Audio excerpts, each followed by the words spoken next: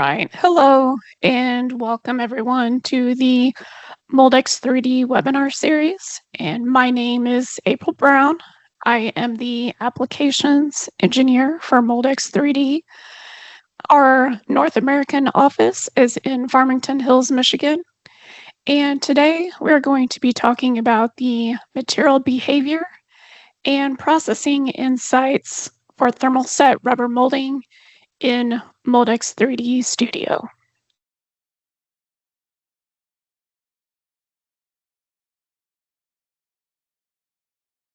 All right, so I'm going to start off by introducing the physics, applications, and challenges of rubber molding. We'll then review some material data and characterization, and then we'll look at a few case studies for compression molding, injection molding of LSR, and some tooling optimization.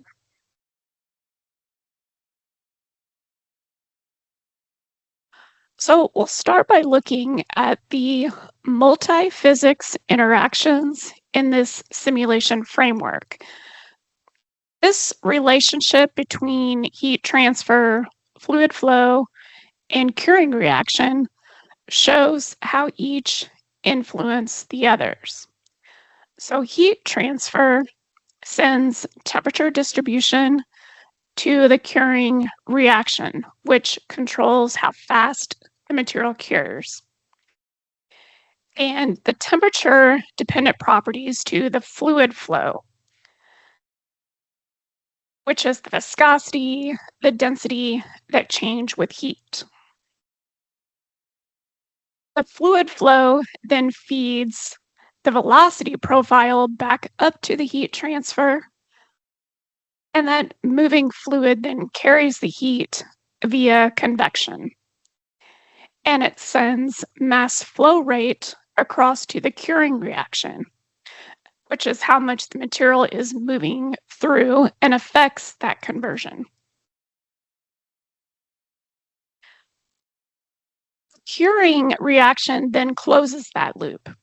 It feeds the temp reaction relationship back to the heat transfer and sends the conversion dependent properties like how stiffness or viscosity changes as the material cures back to the fluid flow. So each one continuously influences the other two, meaning none can be simulated in isolation without losing its accuracy.